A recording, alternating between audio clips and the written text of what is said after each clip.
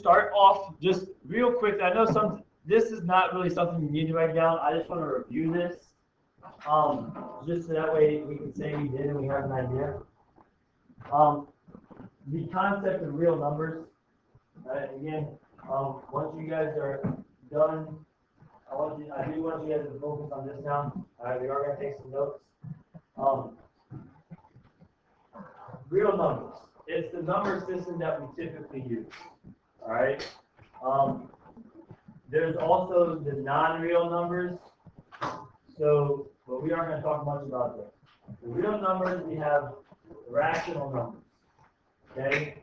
Rational numbers are numbers that are proven as fractions. All right. So decimals that end like 0.25, or fractions like -7/8 or 2/8. So not 2/8 is 1. 2/3 is 0.6666 repeating. That's a repeating fraction. That's a repeating decimal. Again, this is not something you necessarily need to write down because it should be fresh review. Irrational numbers. Those are decimals that go forever. Pi is irrational. The number e, which you'll see a lot this year, that's irrational. Okay. The square root of 3 is irrational because it's a decimal that goes on forever. You have integers which you guys are used to. -5, -6, -7, 5, 4, 3, 2, 1, and 0. So all those nice numbers that we like to work with. Whole numbers are just integers without negatives. And then natural numbers are all the nice integers without negatives or zeros. Okay? And then these right here, those are the symbols that we like to use. All right? So again, this will be on, if you ever want to go back and look at this, I am recording this now, so these notes will be on YouTube, on my website, where you click on and go actually look at anytime you want. So, first thing we're going to talk about is set builder notation and interval notation. We're talking about set builder notation because it's there. Interval notation is what you guys are going to need to get used to and get good at. That is what you're going to use the rest of your mathematical life whenever you're talking about numbers. So, set builder notation and interval notation, these are the two ways to describe sets of numbers. All right? So if I wanted to say like all the positive numbers to describe that, I can use this to describe that. We will use set builder notation and interval notation to describe the domain and range of functions. Okay? Once we get into it, and like we're doing this a lot, you're going to probably find that using interval notation is much more friendly. Okay? So, set builder notation looks like this, which is kind of hard to see. This, by the way, whenever you see something that looks like this and it's kind of nice, this is straight from your book. That first slide, straight from your book. So you can look at this stuff too.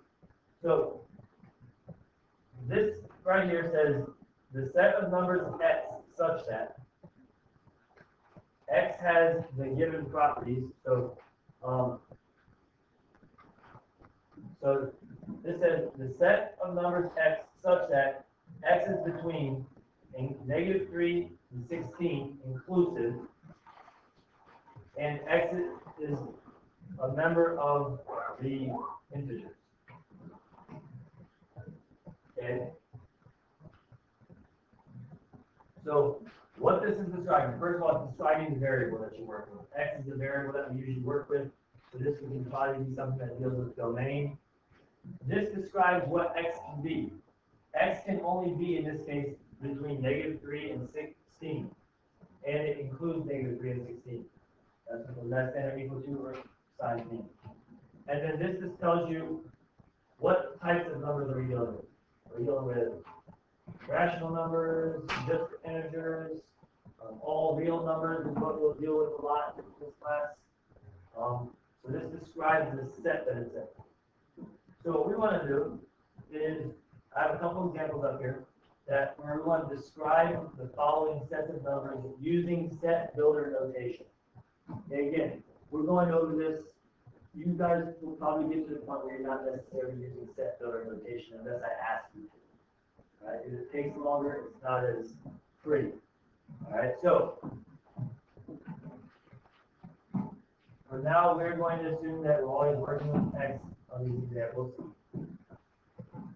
So we need to describe three things when we do set builder notation. We need to describe the variable that we're using. We need to describe the properties that that variable has, like what numbers can it be, and we also describe what element is it this number a part of.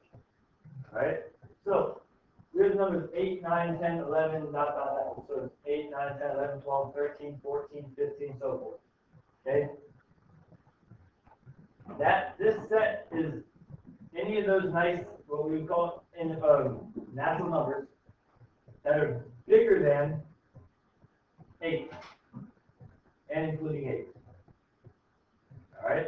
So how can we describe that? Well, we would say this set is the set of numbers, so the set of numbers X, such that, that's what this little thing means, such that, okay, X in this case is greater than or equal to 8, okay, and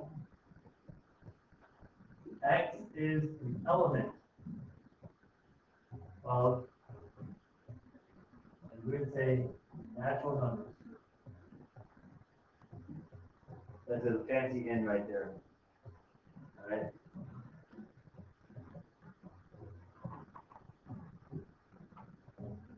Now, can someone figure out why do we have to classify that as a set of the natural numbers here?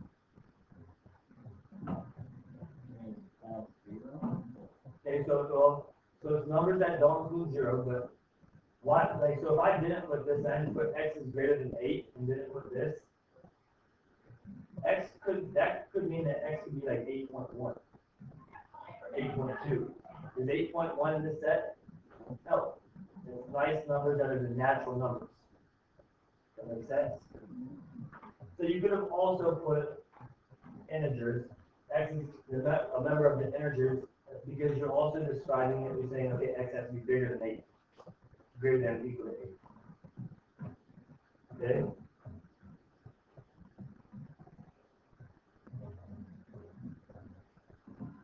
Alright.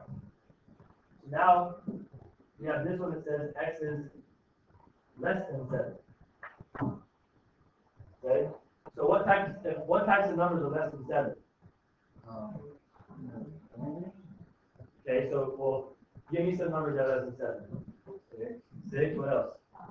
5, what else? 3, 2, 1, 0, negative 1.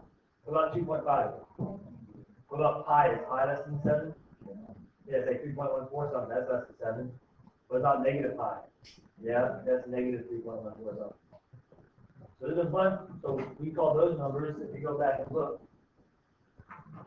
those numbers are all the real numbers that are less than 7. Alright, so it can be any number that's less than 7, no matter what type of number it is. So what we would say is, we have our set X such that will come next.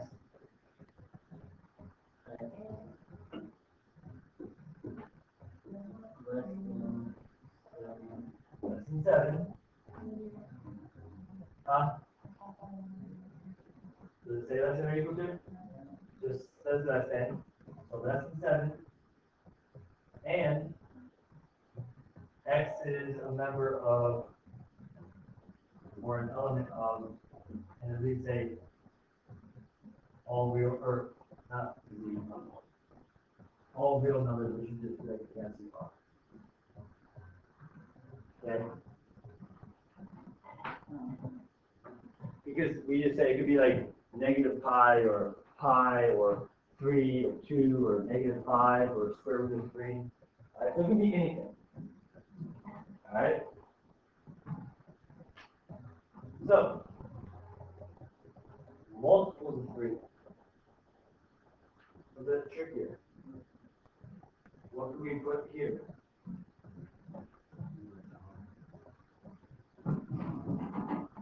9, 6, 2, -1, 12, -12, right?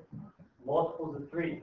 So in this case, it's not just x, all right? We could, so, actually, let's write it this way. So, you could do this. You go x subset, all right?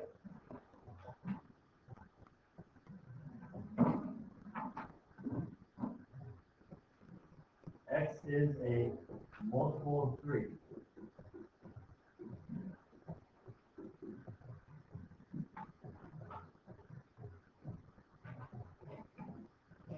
And if it's a multiple of 3, it's going to be an, is it going to be all real numbers? Is it going to be a decimal? No. No, it's going to be 3, 6, 9, or -3, -6, -9. What?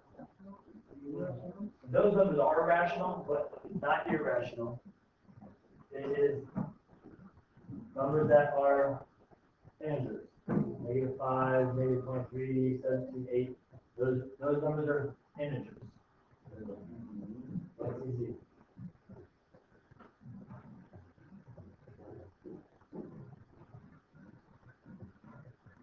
Right?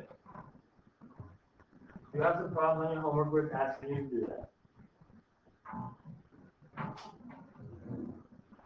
Now, I think you guys are gonna like interval notation better. Okay.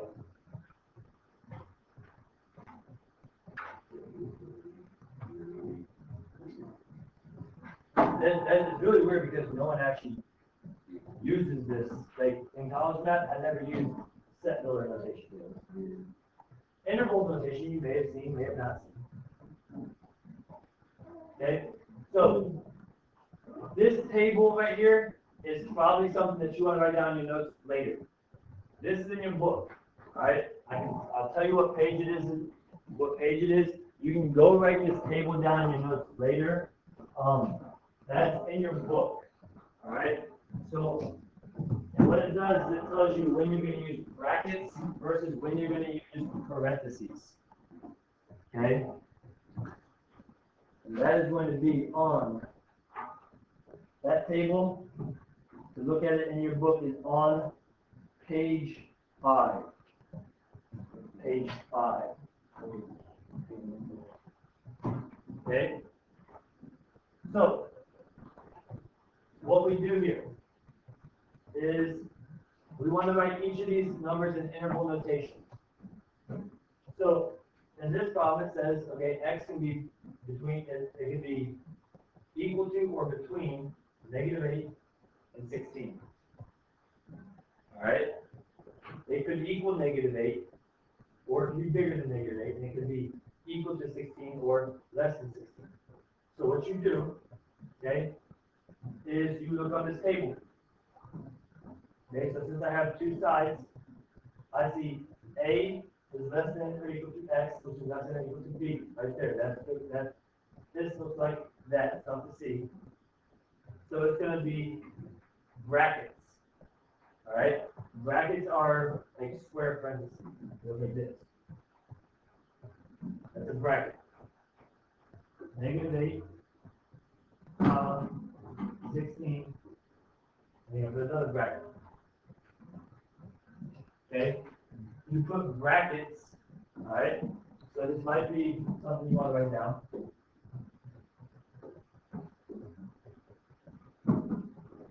All right, so put brackets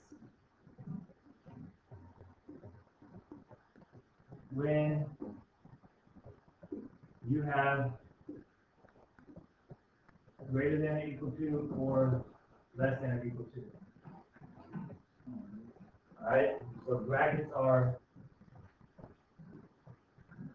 brackets. Alright, you put parentheses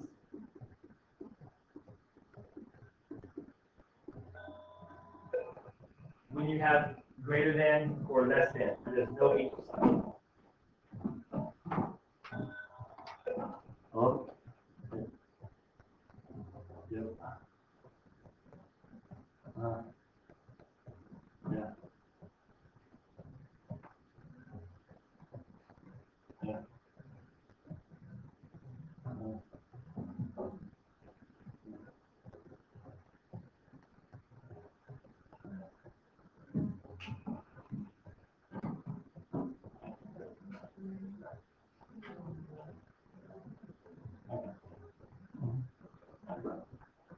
All right. So again, you put parentheses when there's no equal sign. Put parentheses when no equal sign. Okay, parentheses, you guys know what parentheses are, correct? All right. So down here, it says x is less than 11. All right. So if we look at this, you'll see x is less than a number. That's going to be from parentheses negative infinity to whatever that number is. So it's going to be parentheses negative infinity to 11 parentheses. All right. Negative infinity to 11 parentheses. Now, whenever you have negative infinity or infinity there, it's always going to be parentheses. Because you can't actually get to infinity, but you can't have infinity dollars. So that doesn't make sense. I mean, your money never ends, and that's a lot. All right? Now, questions so far about this. You want to make sure that you get good at this, at interval notation, because you're going to use this all the way through calculus. Okay? Now, here, all right, we see that we have a less than or equal to sign. We also have a greater than sign. Okay? So here's the thing. You can write this, and at times you can have a parenthesis on one side and a bracket on the other side. Okay? So for instance, if this said x, if this said right here, x is less than or equal to 11, so then I would write that as parentheses negative infinity to 11 with a bracket. It says, you guys see the difference? Yeah. Less than or equal to. A bracket means it can be equal to 11. This means that x cannot be 11. Like, it can be like 10.99999999999, but it'll never be 11. Here, it can be 11. That makes sense? Yes.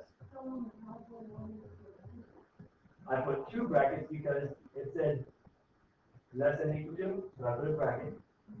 And a bracket here because it says equal to. So, if it had this, let's say it said negative 8 is less than x is less than or equal to 16. Well, okay, what am I going to put by negative 8? Parentheses, because it's less than, not equal to, right? Parentheses, negative 8, and in 16, we'll have a bracket because it's equal to. That make sense? If you can get this, that's amazing, and it makes your life and my life much easier. Okay? So, if we look at this one, okay? So, what we have,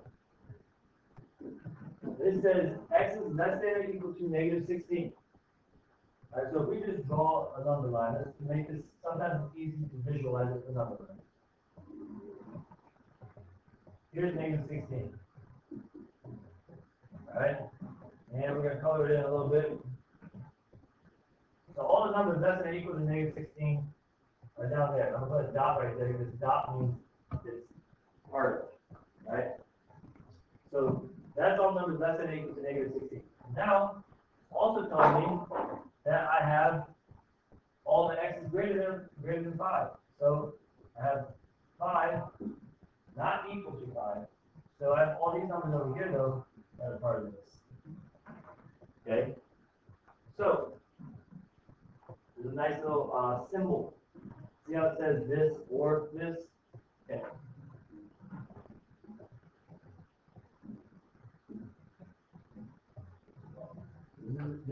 a union sign.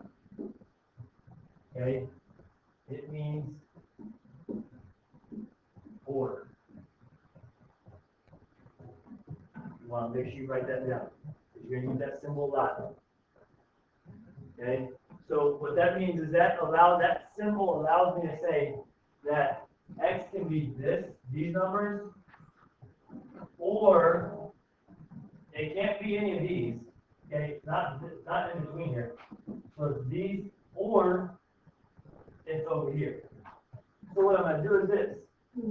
So I'm going to say, okay, so if I'm on my number, like the lowest number I have, it's just going to keep going down there. What's the lowest number I get to? Negative infinity. Can I ever equal negative infinity? No, so it's a parenthesis, negative infinity. Alright? Now, I'm all the way down, I'm over here at negative infinity. Okay, I finally got there, like 5,000 years later. And I'm going all the way, what number am I going all the way up to?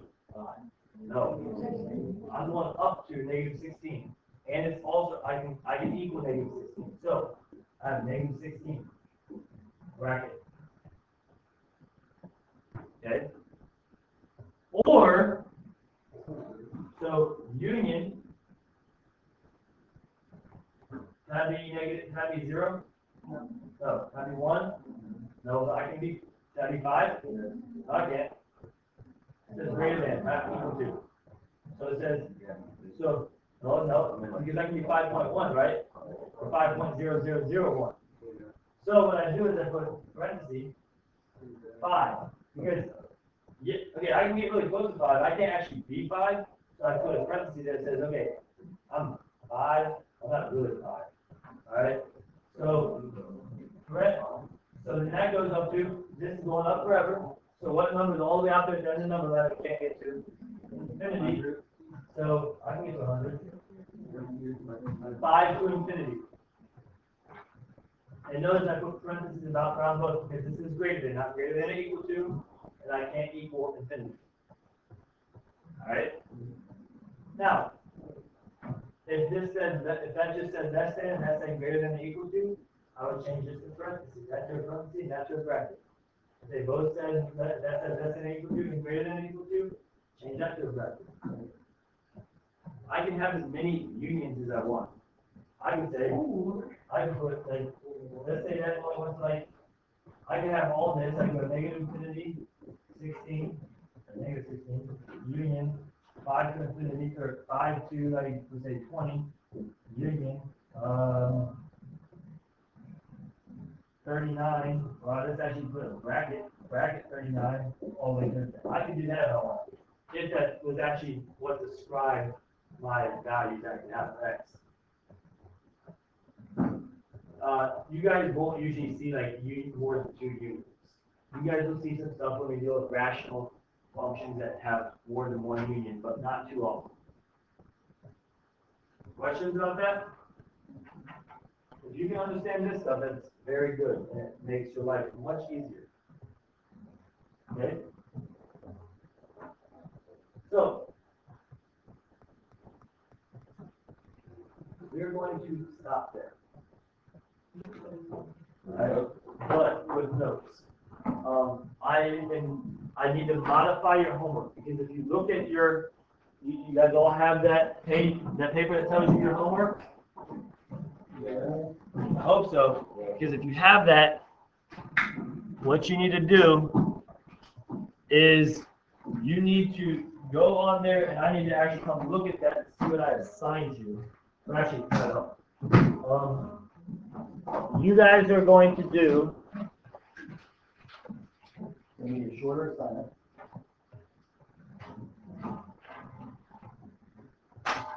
You guys are just going to do 5 through 8 tonight. 5 through 8. Page 9, 5 through 8.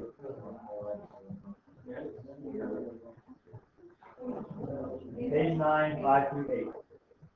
So what's going to happen is you guys are probably going to get more homework over the weekend.